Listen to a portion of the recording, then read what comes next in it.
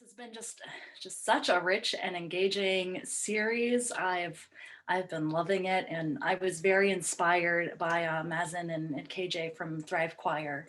So I wanted to take a note from them and also start this evening with a meditation.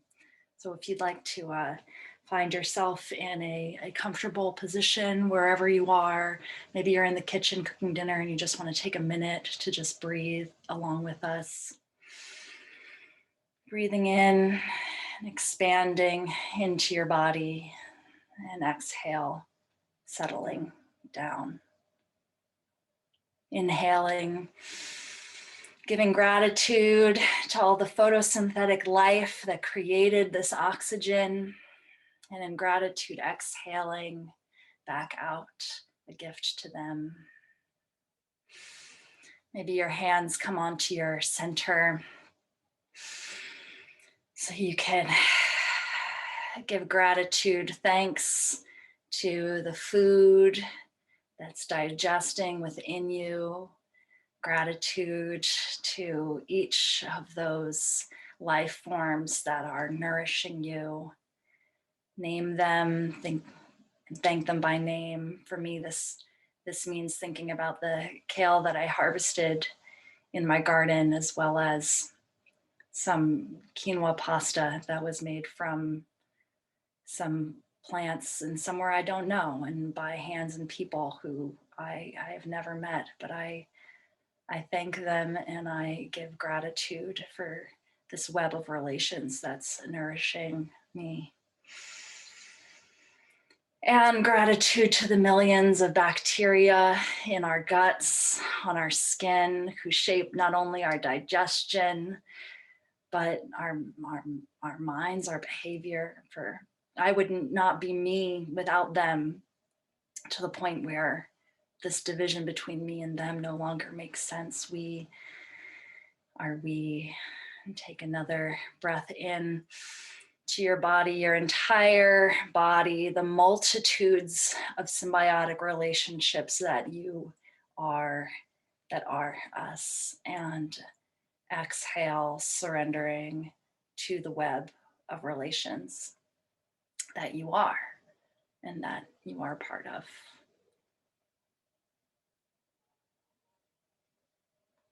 Thank you all.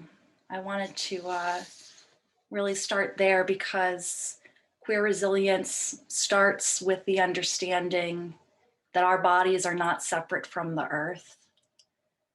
The story of queer resilience in the era of climate change starts from understanding that queer liberation and ecological justice are each movements against the extractive systems that violate body and land and disconnect us from our relations.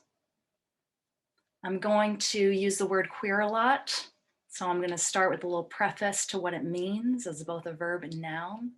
And for that, I'll be turning to my slides.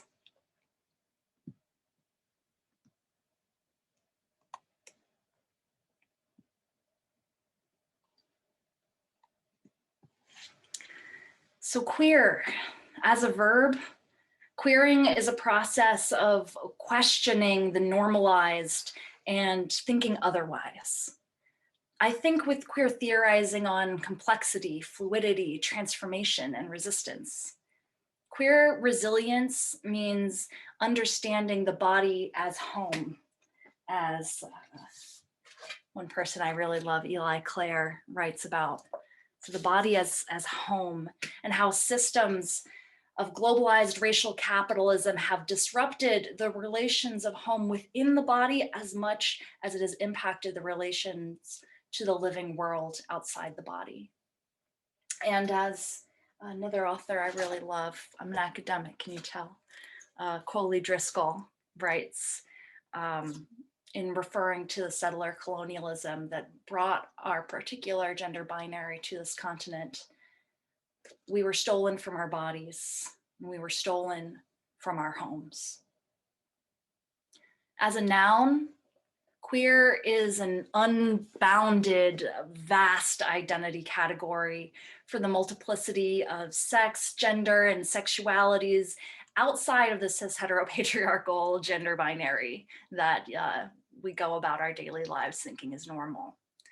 As a noun, queering resilience involves visibilizing the queer, trans, two-spirit, and other expansive, fluid, non-conforming beings that are most vulnerable to the escalating fires and floods of climate change, as well as those who are already leading our movements. In this framing, queer is not so much an individualist identity, but a relational one. And I want to highlight the incredible work of queer and trans people of color to bring me to these thoughts as they continue to lead this vibrant movement. So QTPOC, queer and trans people of color, liberation work, and critical trans politics recognize that confronting climate change is deeper than adapting to severe storms. It is necessary to fundamentally challenge the systems of oppression that continue to exploit the earth and our communities. So a couple little introductions. Again, my name is Vanessa Raditz. I'm an anti-binary, queer scholar, educator, organizer, and I use they, them pronouns. And if you have difficulty with that, if you think it's hard because they is a plural, just remember that I'm also the trees that allow me to breathe, and I am also the micro biome in my gut, and I am all of these. I am okay being plural. Just please call me they. I am speaking to you from the traditional territories of the Muskogee Creek people, hunting grounds of the Cherokee Nation, and what we now call Athens, Georgia. And as you've heard, I'm a PhD student right now at UGA in the geography department, but I've taken a really meandering path to get here to this set of thoughts, including a stopover in the world of public health, where I looked at trauma, biopsychology, and environmental justice to understand disease and wellness in the body within an eco-social context, understanding how capitalism, settler colonialism, and white supremacy impact the body. So following my master's of public health for the past 3 years, I've been working on a documentary, Fire and Flood, Queer Resilience in the Era of Climate Change. This is a visual geography, collaborative documentary film that brings visibility to unheard stories of Hurricane Maria in Puerto Rico and the Tubbs Fire in Northern California through the perspectives of multiply marginalized LGBTQ+ people.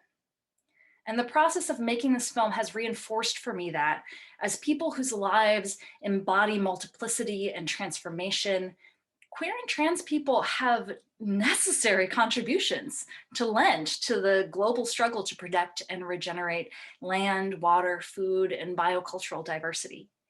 Using queer as both verb and noun, I seek to understand the worldviews, theories, and strategies for the transformation of the world that are emerging from queer eco-justice organizers whose embodiments and actions are continuously disrupting the normative status quo ways of being in this world, or as Vandana Shiva says, the monocultures of the mind.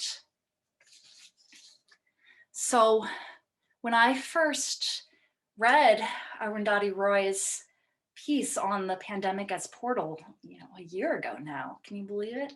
In the first days of the quarantine here in Athens, Georgia, I was filled with hope. And today, I wonder sometimes if we missed our chance. But I want to start here with her quote and then take you on a journey to understand that shift. So a year ago, Arundhati Roy gave us this gift to the world of this piece, where she wrote, historically, pandemics have forced humans to break with the past and imagine their world anew. This one is no different. It is a portal, a gateway between one world and the next. We can choose to walk through it, dragging the carcasses of our prejudice and hatred, our avarice, our data banks and dead ideas, our dead rivers and smoky skies behind us. Or we can walk through lightly with little luggage, ready to imagine another world, and ready to fight for it. So in this talk, I want to take you on a journey of what this idea meant to me in March 2020, a journey that for me starts way back in the Northern California fires of 2017, and a journey towards what it means to me now in March 2021 in this particular body, mind, land where I am now.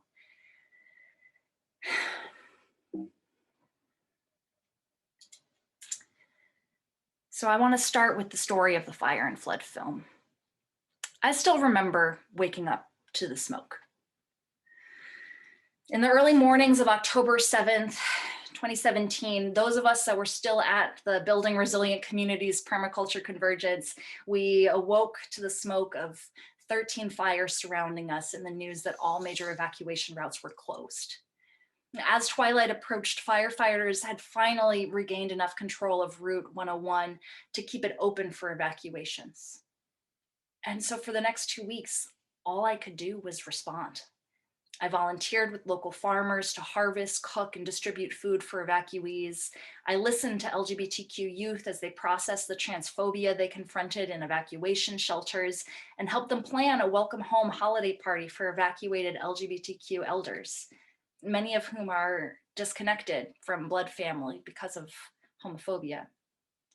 I felt the pain move through my community as a fellow organizer, a Black queer man with asthma, went into respiratory distress, slipped into a coma, and now lives with irreversible brain damage.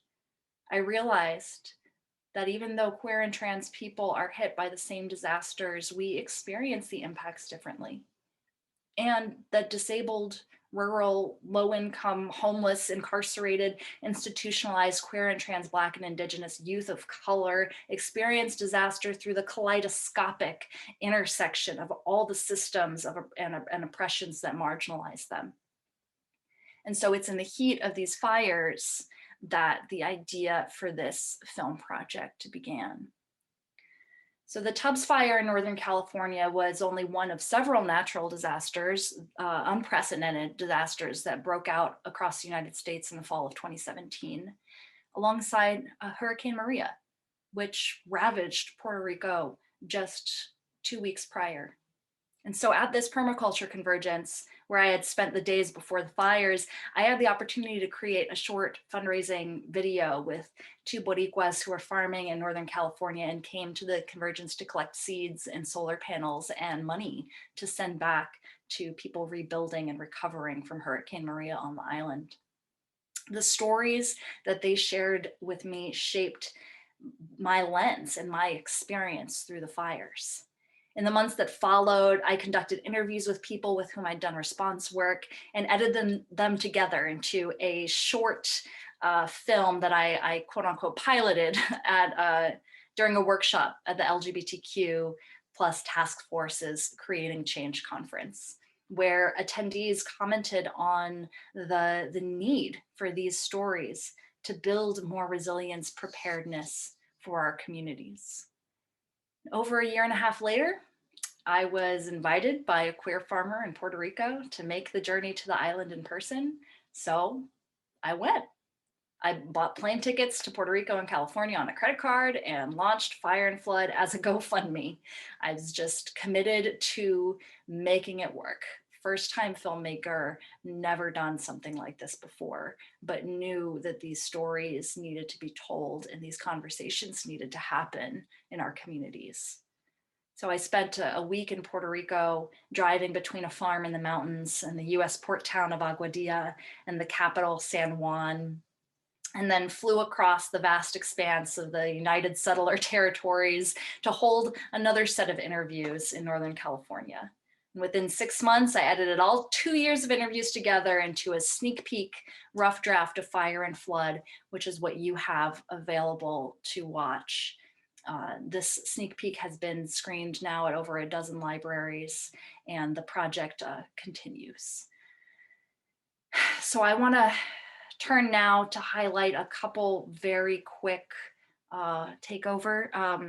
big takeaways.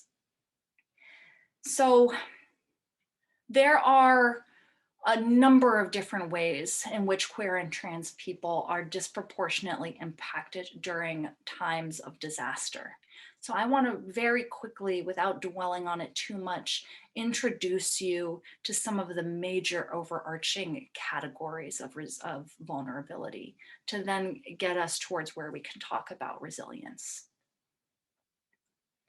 The first is individual discrimination. And this is often talked about in terms of this idea of queer domicide. When a disaster happens and people lose their homes, for queer and trans people, this also means a loss of safe spaces. And so often they're then, if they are in a disaster where they need to turn to a shelter system, for people who don't fit within the gender binary, this can be an incredibly violent experience. There are stories of trans folks in shelters being arrested for using the wrong restrooms, people who are on the wrong side, quote unquote, wrong side of the male or female sides of a shelter experiencing violence. Our shelter systems, there's a long legacy for why they're set up the way that they are in terms of violence against women and femme people. But because of those binary systems, we're continuing to perpetuate a different kind of violence against people who don't fit within that system. And we also need to understand that disaster relief is increasingly provided by faith-based organizations, especially as disaster relief organizations have been losing funding in the era of neoliberalization and declining funding to any kind of government programming. So what this has looked like is increasing services provided, and I want to just say, coming from the love and heart and spirit of so many individual people. It's not necessarily about the people of faith that are the problem with this. It's the fact that people of faith are also within institutions that have specific political ideals that end up putting queer and trans people in additional harm when they have to go to one of these shelters that's run by a faith-based organization. So when the Salvation Army is explicitly set up to deny the beautiful natural existence and rights of queer and trans people, that boils down into very dangerous experiences for people entering these spaces. There's also institutional discrimination. And so this isn't about the person to person, individual to individual discrimination. This is about things like how FEMA is set up. What are the institutional rules that allow this kind of interpersonal discrimination to continue? So I want to skip through this quickly because a lot of this is changing right now. But overall, there's a presumed ongoing cis heterosexuality throughout the disaster response system. And so that looks like everything from forms to the kind of support that people can get to reunite with family, things like that. There is an ignorance of the way that queer and trans people form family differently than the cis heterosexual norm. And then there's this whole realm of structural injustice, which is where I focus most of the time. And these are much bigger picture issues that set people up before disasters happen to have negative experiences during the disasters. So this looks like things like the high rates of homelessness and poverty within the queer and trans community, highest among Black and rural lesbians. Around 40% of homeless youth identify as LGBTQ. And homelessness and poverty reduce access to resources for resilience and create so many different ways in which people are set up for increased violence during these moments of disaster. There's also this issue of high rates of chronic illness and disability within the queer and trans community. So we have long-standing evidence of disparities in cancer and diabetes and asthma, HIV, mental health. And so this means that queer and trans people are more likely to be on medications, more likely to use power-dependent devices, and they're less likely to seek healthcare or to be insured. Now, this is particularly important for thinking about our LGBTQ elders who are more likely to be living in poverty, less likely to have family support. How are we setting up a system that acknowledges the existence and the needs of people in our community of all sexual orientations who are chronically ill and disabled, but recognizing that this is a particularly important queer and trans issue? And another one that is often structurally invisibilized in our society, and that's incarceration. So just the LGB community, lesbian, gay, bi, are 3 times more likely to be incarcerated over the course of their life. 1 in 6 trans people, 1 in 2 Black trans people has been incarcerated. And violence to prisoners and harmful evacuation procedures are the norm across the climate emergencies. So this is a pretty shocking example of that, but this is a quote from a federal official during a Katrina response and recovery, who said, just move all the prisoners to the roof. And if they start to act out, shoot one and throw his body off the roof. The rest will then behave. And I think while this might be a shocking example of this, it's a very insightful look into the way in which people who are incarcerated or in other kinds of institutional settings are really at the mercy of the decisions that are made by others. And this is also true when it comes to our disaster response. So prison labor has become a bigger and bigger discussion in terms of disaster response. In California, half of wildfire firefighters are incarcerated people.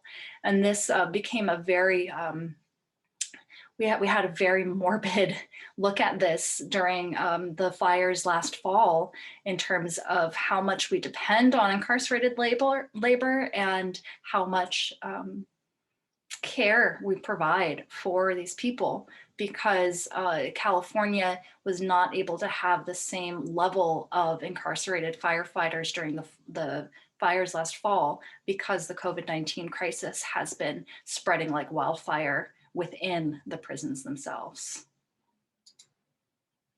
So this is just to say that looking at the structural inequalities reminds us that queer and trans communities are part of all front lines. So whatever work is being done to think about the safety and protection of frontline communities during times of disaster needs to recognize that there are queer and trans people within all of those communities.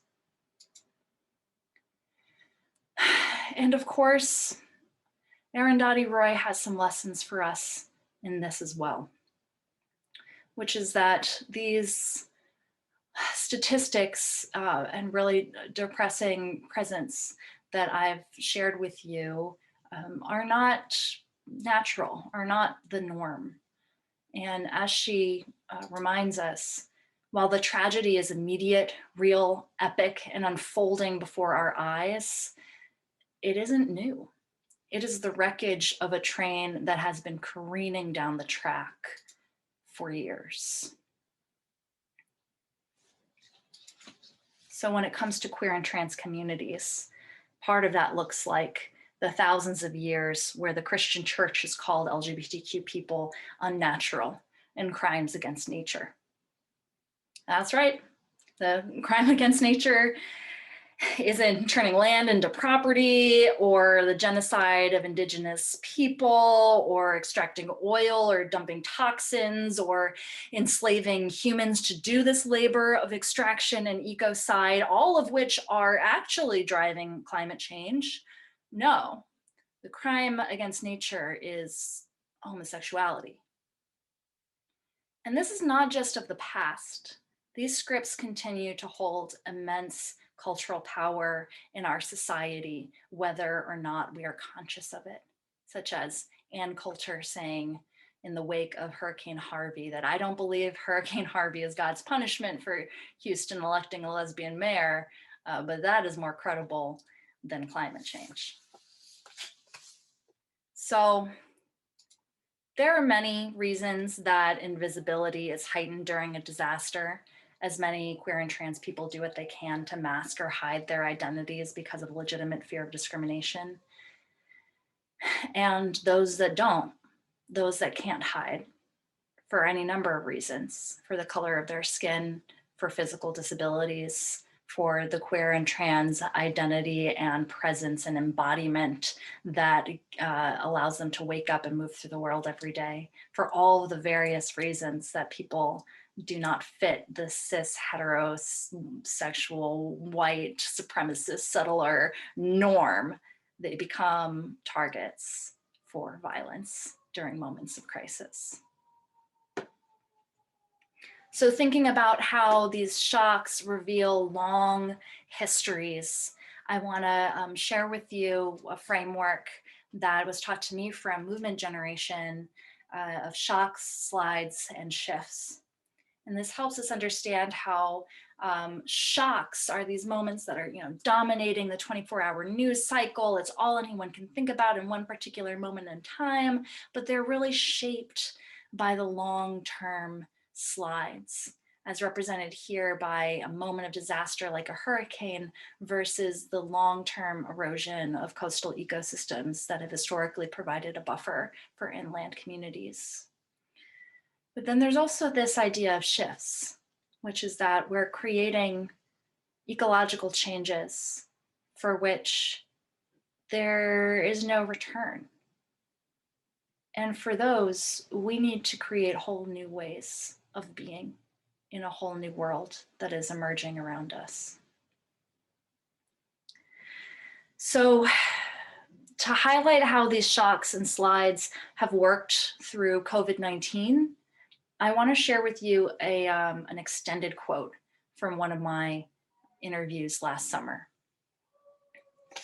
And I'll let you know when the quote's over. But it's about this. You remember? We need to focus on the sheer number of Black, Indigenous, POC that are dying, because it's amazing to me that people are not making the correlation that they're dying because they live in the most underserved places in terms of food and access to healthcare and that sort of thing. That is the reason they're dying, in the same way climate change is killing people. The situation is ripe for disaster when people are living in poverty the way they're living. I mean, I know me personally living in New York and seeing giant trailers that are being used as temporary morgues and knowing that the rate of Black and brown people, it's BIPOC bodies in there. It's pretty surreal. But I even think about like my neighborhood where there are several homeless shelters or like single residency occupancy. People don't want to hang out in the shelters, so they're out on the street. A lot of them, they don't have masks, and a lot of them are stuck in these places because they don't have any other opportunity or have underlying mental illnesses or drug addiction or what have you, and there's no protection for them against these things. I mean, I have a friend that lives across the street from a women's shelter, and during the height of it, she could barely sleep because there were sirens shining in her living room every single night, and she'd look out the window and watch EMT carry body bags like every night for weeks out of the women's shelter because people were just dying because they didn't have the resources or even hand sanitizer, and the shelters are way overcrowded. And you have to think about AIDS and HIV and how that exists in queer and trans communities and how we are just incredibly susceptible to becoming severely ill or dying from these things. I've seen a lot of comparisons between AIDS and COVID-19 and the ways in which communities of color are completely and utterly devastated and the most affected when it comes to these things, and there's not enough done for them. I just think when you put people in a situation where housing is limited or does not exist, where food doesn't exist, or it's incredibly limited, or where they don't have access to healthcare and mental health care, and then have a global pandemic, people are gonna die. That's the case for a lot of Black, Indigenous people of color. Even looking at the Navajo reservation, they have the highest among COVID-19 per capita. I have a friend who lives in a Navajo reservation who's a farmer, and I just reached out to check up on her, and she told me people are drinking from wells that are classified for livestock only, and they don't have masks, and that she wasn't able to farm this season because there isn't any water, and because people are ill, and those who are more vulnerable, who are getting sick, are the elders who are the keepers of their history, right? They are put in a situation where they lack resources because of colonization, and in turn also erases their history in this way. And it speaks to the ways in which colonization is pervasive and the ways in which it affects Black and Indigenous people of color and those who are out there. Those who are out there at Capitol building with their fucking rifles or AK-47s demanding haircuts are white people, because that's all they have to worry about, getting a haircut or going out to a restaurant to eat. Meanwhile, people are struggling to live and survive to stay alive during this pandemic. One of the things that you said about this crisis and people not being able to grasp is that this crisis is actually white supremacy. The crisis is settler colonialism. These are the crises. If these structures of oppression weren't in place, that doesn't mean that COVID wouldn't happen, or the hurricane, or the fires wouldn't have happened, but it would have meant that these marginalized communities would have been better equipped to deal and handle these things, and not be dying because of those things.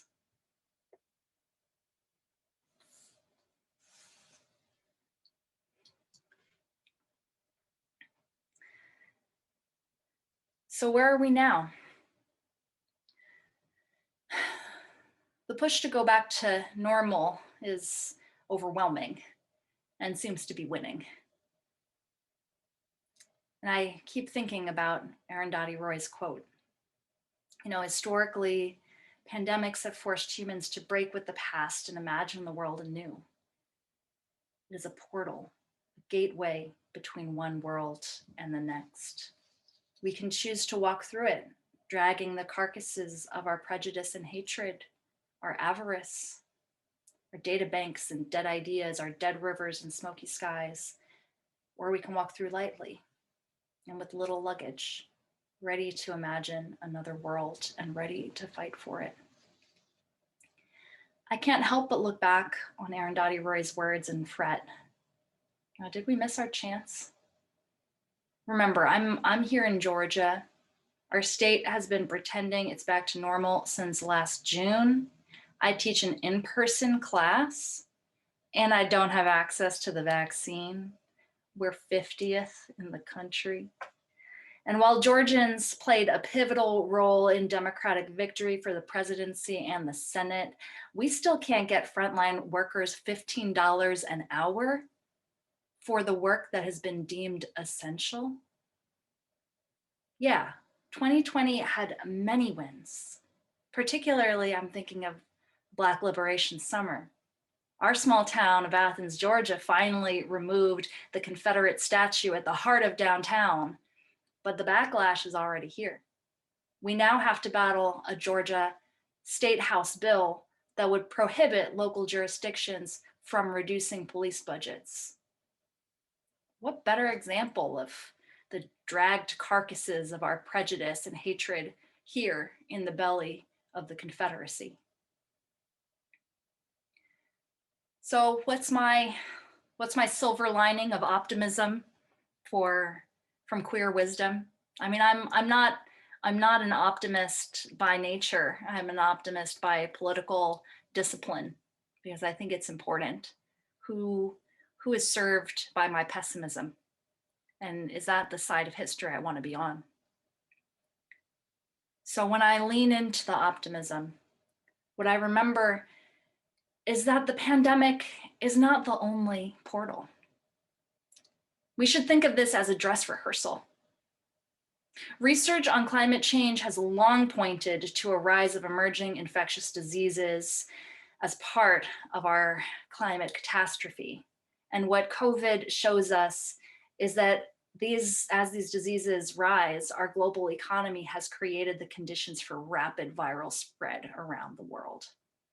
So just as we should expect and plan for ongoing fires and hurricanes, we should also prepare for a new pandemic. Now I said that this was my shred of optimism, right? I'm getting there. So at a recent Q&A, an older scholar activist expressed to me how pessimistic they have become that anything can change. And I replied that, you know, while I'm young enough to be idealistic, I'm tired enough to be pessimistic. I understand. But in my dark pessimism is this dark opportunity that the system as it exists cannot last.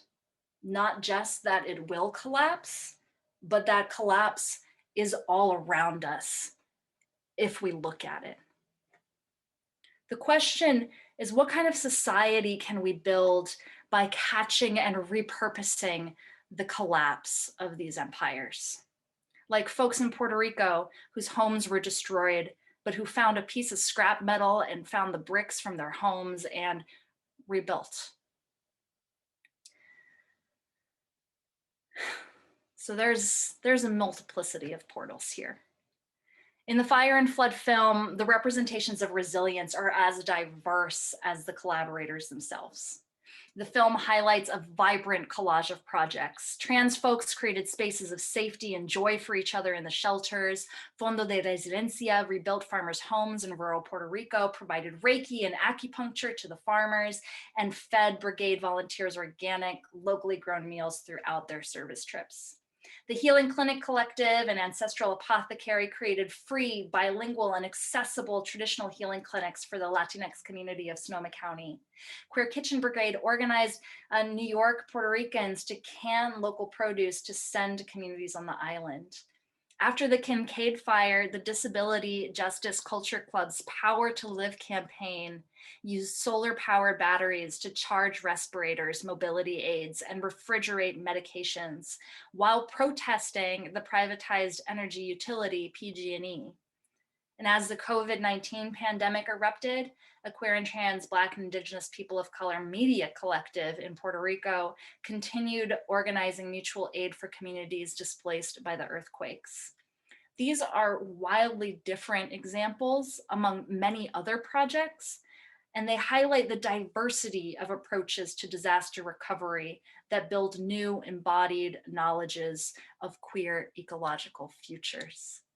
Prefigurative political acts that repair connection between land, body, mind, spirit, and community.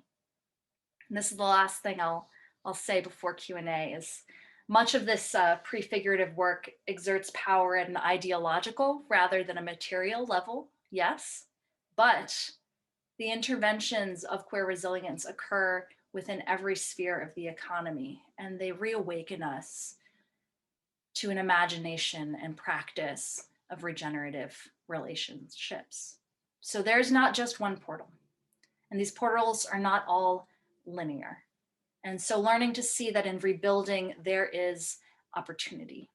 We do not need a monocultural rebuilding.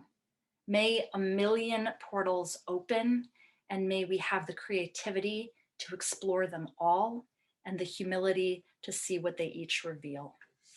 As Octavia Butler says, there's no single answer that will solve all our future problems. There's no magic bullet. Instead, there are thousands of answers.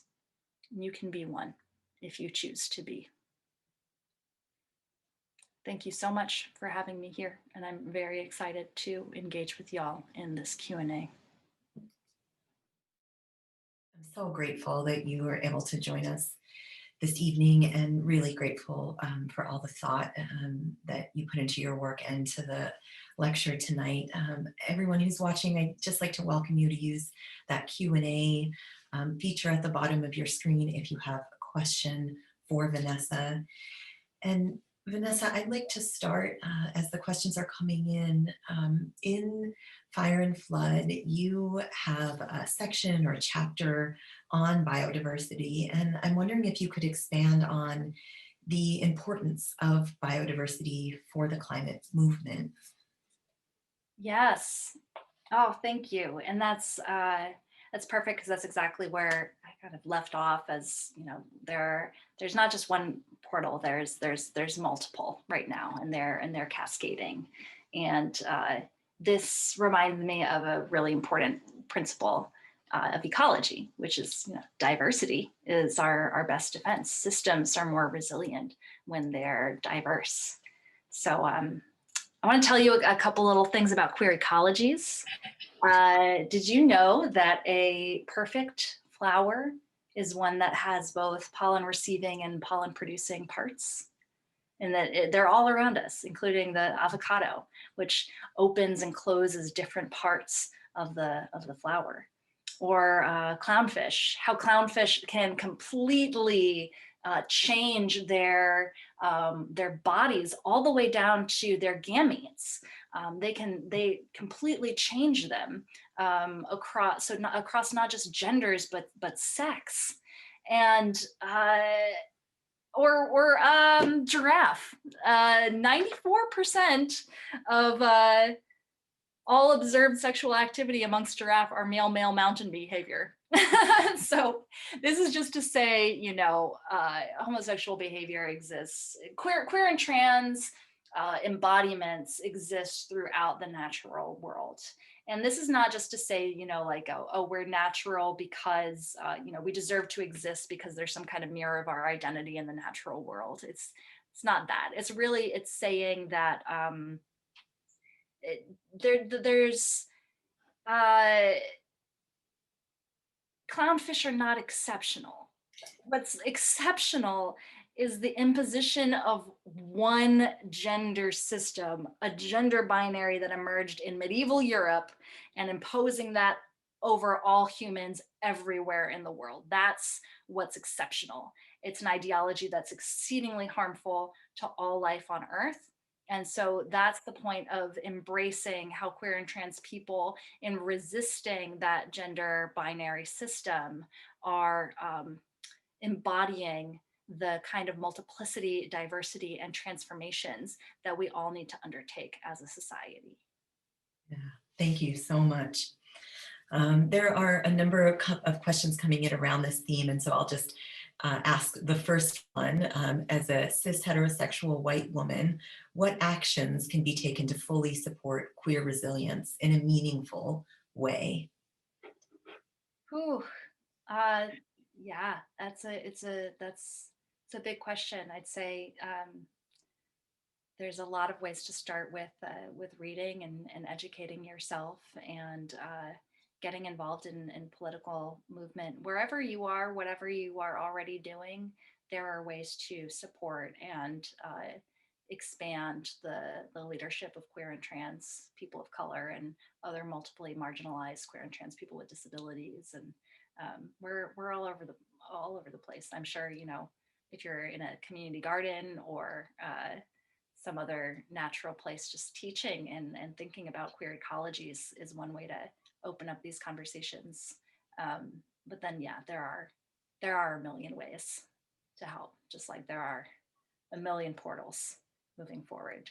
I think part of this is thinking about that quote that I shared from Octavia Butler. There's no one thing that I can say, but I highly encourage you to engage in some of these readings that I shared. The Queer Ecojustice Project website has a lot of different resources and places to get started, and yeah, and then just talk to the people that are in your community and figure it out together, because I don't know, but we all know together. Yeah, thank you. And we have had a couple people ask if you could list those books in chat, and so maybe right at the end we can do that, or we can also send it out to everyone who's watching tonight, so that might be a little bit easier than trying to get I got one even easier for you. So if you go to queerecoproject.org and click on the tab that says reading group, we have a long list including these. So the ones that I shared today are Exile and Pride by Eli Clare and Asegi Stories by Quoli Driscoll. But both of these are in the reading list that we have on the Queer Ecojustice Project website. Perfect, thank you. And Shelley just put that in chat, and so everybody has access to that link there. Thank you. We have another question. I used to work as a wildfire, is it PIO? And during natural disasters, I struggled to get the messages you talked about tonight across to an older and frankly more white male demographic. Any tips on how to help to get this message out and work across to them? Ooh, that's a challenge. I think good on you for doing that work. We need you doing that work, talking to those particular communities that have a lot of power over how disasters are managed. There are a number of recent publications that can be helpful if it's the kind of audience that's really moved by data. This is a new emerging field. That's what, that's why this is my PhD work. But there are some great articles, mostly coming from internationally, looking at the impacts of tsunamis and earthquakes on the non-binary indigenous communities in countries around the world, including India. So that's another thing, you can reach out to me. My email's on that website, the link that you just saw, and I'd be happy to share more, just like the data and stats. But if you look up that term queer domicide that I shared, you'll start to find a trail of resources that way. Thank you. And thanks for putting together this website that can really be a landing page for people to get more information like this.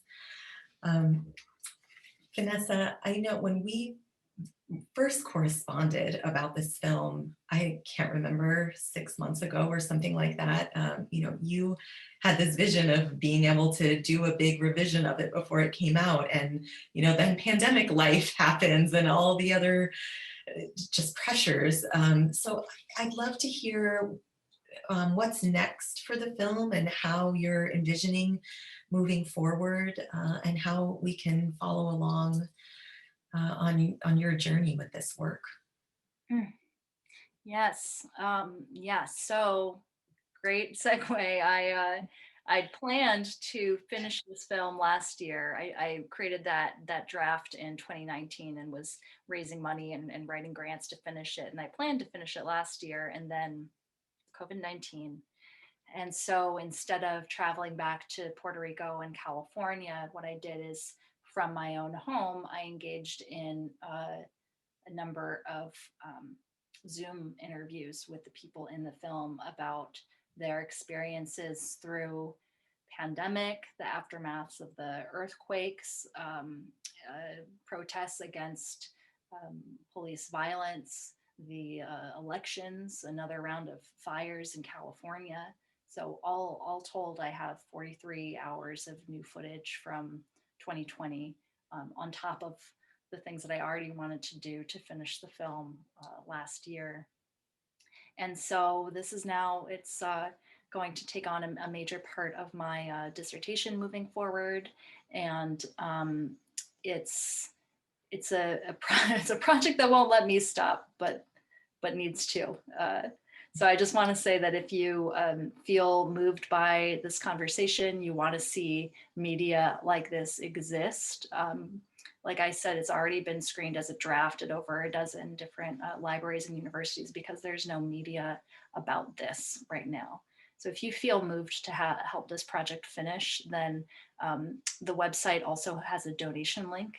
And 50% of those donations go directly to the people that are interviewed in the project.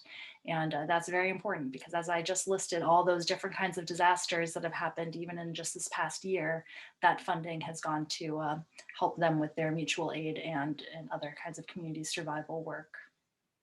And the other half of the funds go to things like the captions and the translation that honors non-binary Spanish. We went to great lengths for the language justice. So it takes a lot to create a film on, and it's really a community endeavor. So I'd like to invite you into that. Well, thank you for all of the work that you have put into it, and for sharing it and for joining us tonight. It's late where you are. And so I want to end on time and just with real gratitude for the work that you're doing, for sharing it with us this evening, and also gratitude to all of you for joining us for this last lecture in the Pandemic as Portal series. All of the lectures are available on Spring Creek Project's YouTube channel, and they are all free and available to share in whatever way you'd like to do that. And so we welcome you to watch something that you found interesting again, or to catch up on things that you missed over the last 9 weeks, and to share those out with your community. So thank you so much, Vanessa, and thanks again to all of you for joining us this evening. Thank you so much for inviting me here. Thank you. Good night.